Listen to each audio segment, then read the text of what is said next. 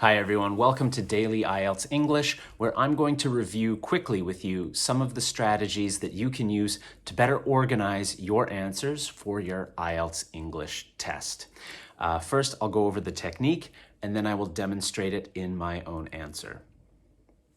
Now, one of the most important parts of preparing for part 3 of the test is extending your answers when they ask you identification questions.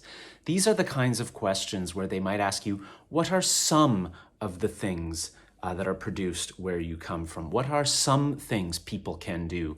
Or what are some things that can help? So they're looking for multiple possible answers.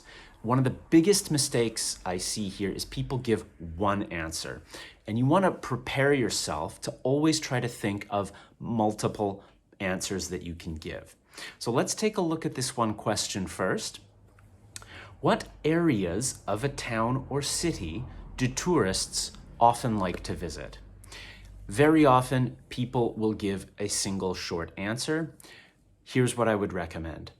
Start by saying, well, there are a few things that people can do, or there are a few things that people like to visit in this case. Then we sequence. This is pretty easy. I'm sure you've seen this before. You can use words like first, or firstly, or second, or secondly, or next, or then. Another one that I often like to teach is one is, another is. So let's take a look at this question, and I'm going to answer it and demonstrate how I would give this answer. What areas of a town or city do tourists often like to visit? Well, there's a few. The first one is usually some sort of natural place. I come from Vancouver, Canada, and so a lot of people there like to go out to visit the nature around the city. So they'll either go down to the beach or to a lake if it's warm out or even if it's cold out.